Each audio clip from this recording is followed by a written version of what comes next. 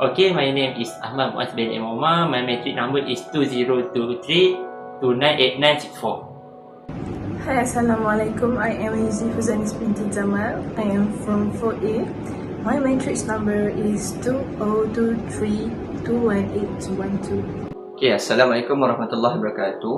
My name is Amirul Haqim bin ISMAIL. My matric number is 2023218262.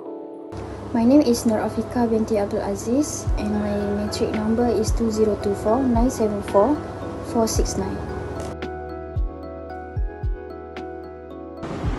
MFRS8 is a standard introduced by the Malaysian Accounting Standards Board in 2009. It applies to public companies or those planning to go public. This standard requires companies to report financial information based on their different business segments. This idea is to help users like investors understand the company's performance and the risk of each segment. A segment becomes reportable if it contributes 10% or more of the company's revenue, profits, or assets. And overall, the reportable segments must make up at least 75% of the company's external revenue. What makes MFRS8 unique is that the information is based on what the chief operating decision maker, like the CEO or top management, uses internally to make decisions. The chief of decision making, or also known as CODM, is the person or group within a company who has the authority to allocate resources and evaluate the performance of different business segments. This role is important under financial reporting standards like MFRS8, which deals with operating segments. In most companies, the CODM is usually the CEO, managing director, or a group of senior executives who make key strategic decisions. For example, Panasonic Manufacturing Malaysia Berhad, the CODM is Mr. Takashi Sugihara, who is currently the managing director and executive director of the company. He took over the role from Mr. Kenji Kamada on 1st June 2023. Another example would be from Sime Darby Berhad. The CODM of Sime Darby Berhad is the Group Chief Executive Officer, Datuk Jeffrey Salim Davidson.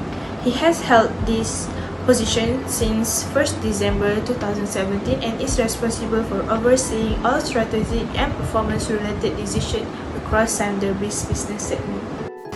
There are two types of segmental report. The first one is business segment report. Panasonic Manufacturing Malaysia Berhad (PMMA) divides its business into two main segments under the MFRS8 standard: HVAC, which cover products like electric, fans and home showers, and LASC, which includes items like vacuum cleaners and kitchen appliances.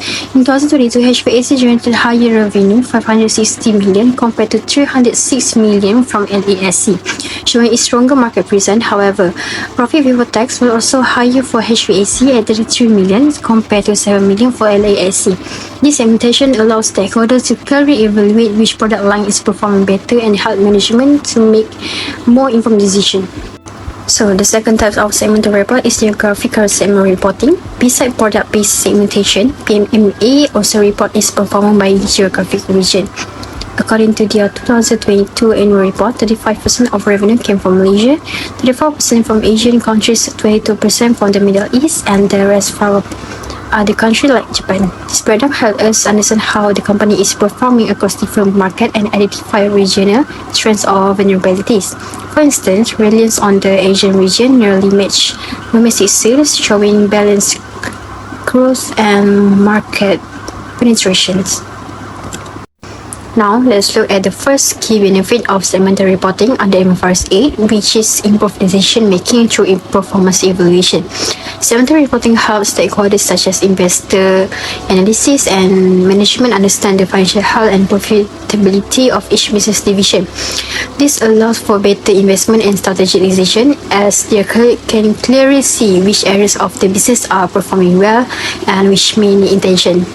For example, you can take a look at the table down below, which is the annual report from 2022 of Panasonic. Now, let's look at second key benefit of segmental reporting, enhanced risk assessment by geographical exposure. Segmental reporting, especially under MFRS8, helps stakeholders understand how a company like Panasonic operates across various regional markets. This geographical breakdown is essential for assessing risks linked to geopolitical changes, currency fluctuations, or local economic. MFRS134 is a Malaysian accounting standard that provides guidelines for preparing financial reports between annual reporting periods, such as quarterly or half-yearly reports. The goal is to ensure that companies give timely, consistent, and reliable financial updates throughout the year. The standard applies to companies that are required to choose or publish interim reports. It requires a simplified set of financial statements, such as statement of financial position, statement of income, cash flow, and changes in equity, along with notes explaining important events, changes in accounting policies, and seasonal effect on performance. Under MFRS134 also state that the company must use the same accounting policy as in their annual reports and base figures on the year-to-date result. It also requires comparison with past periods and disclosure of major changes in financial position, like shift in liabilities, equities, or business segment. In overall, MFRS134 help ensure that interim financial reports are prepared with care and charity, giving investors and stakeholders the information they need to make timely and informed decisions. Since the last annual reporting period, Panasonic Manufacturing Malaysia Berhad has made significant changes to its inventory, which must be disclosed under MFRS 134 Interim Financial Reporting, paragraph 15 clause A, as they materially affect the company's financial position. Inventory level decreased from 70.05 million ringgit in 2023 to 52.13 million ringgit in 2024, a reduction of approximately 70.9 million ringgit, primarily due to a write-down of 498,000 ringgit and a write-off of 105,000 ringgit related to obsolete and discontinued product, including remaining inventory from the discontinued small kitchen appliances line. These changes are supported by disclosure in Note 9 to the financial statement, which outlines the inventory valuation and losses recognized, and are also reflected in the statement of financial position, where inventory dropped accordingly. These adjustments are considered material and directly impact the company's asset base and cost structure, warranting disclosure in interim financial report in accordance with MFRS 134. Another significant event based on the financial report of Panasonic on relating to property, plant and equipment (PPE) under MFRS 134 interim financial reporting is the capital expenditure of 24.6 million ringgit incurred during the financial year to acquire new equipment and update existing machinery, reflecting on a strategic move to enhance production efficiency and capacity. This investment, which exceeds the 70 million ringgit spent in the previous year, is reflected in the statement of cash flow under purchase of property, plant and equipment.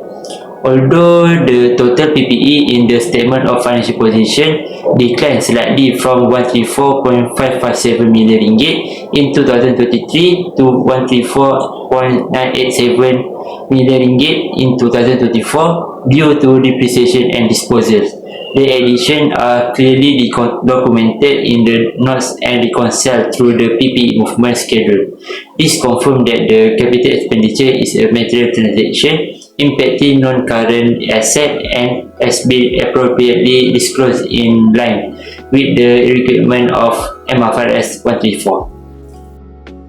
According to MFRS 134 interim reporting, the current and comparative statement prepared by the company will be measured from 1 January 2024 until 31st March 2024, equivalent in 4th interim quarter of Panasonic in 2024. For the first quarter, will be measured from 1 April 2023 until 30 June 2023, and the comparative period will be from 1 April 2022 until 30 June 2022.